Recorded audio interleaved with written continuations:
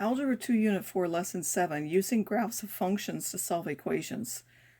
So in this lesson, we want to learn about how to solve equations using graphs. So if you have that one function is set equal to another, or some function of x is set equal to another, you graph each one as a function where y is equal whatever that expression is.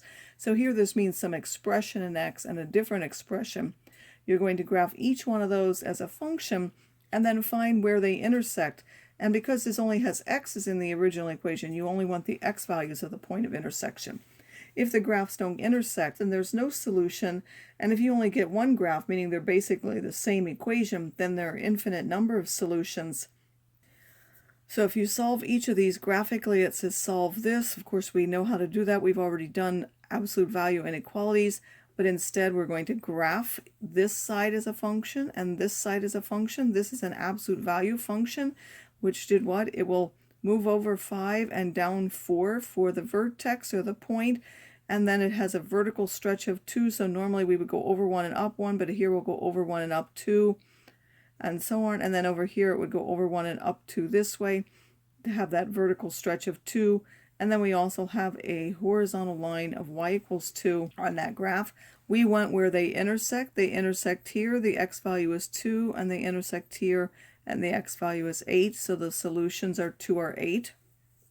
For this one, if we graph each one of those, these are transformations of the identity y equals x. So here's a point on there. You would double it and go up 7. And then if you were here at 1, 1, you would double that, which would go to 2 and up 7. If you were here at -1, -1, -1 is a point on the identity, you double that and go up 7, will go to here, so that will be this line. If you want to graph this one, you're going to go to the x, and then you can consider this as being outside, so you're going to take a half of the y value and then add 4.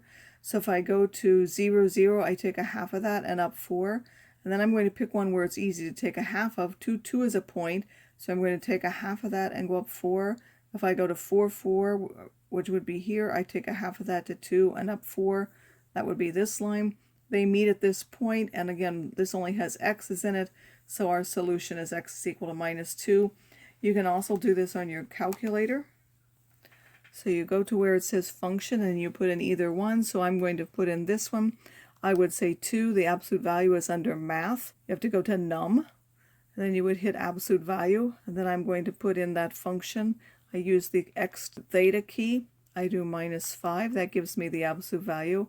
I move outside of that and do -4, that's one function, and then I do y equals 2 is the other side. I am then going to make sure that my window is like that. I'm going to graph it. It will graph the first function, and then it will graph the second function.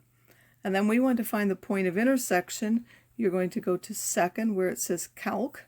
You want to find 5, which is where they intersect. You need to be close to the point of intersection, and then you will simply say, it says, are you on the first curve? Yes. Are you on the second curve? Yes. Do you want it to guess? Yes. So you just hit enter 3 times, and it will tell you the intersection point is 2, 2, like we have here. So the x is 2. Then if you want the second one, again, you'll do the same thing. You'll go to second calc, you want option 5, and you again need to move close to that point of intersection. You hit enter, enter, enter, and you will again find that x equals 8 is the point of intersection. You could do the same as well. You would simply go back to y equals, clear out the old functions, and then you could put in your new functions and do the same thing.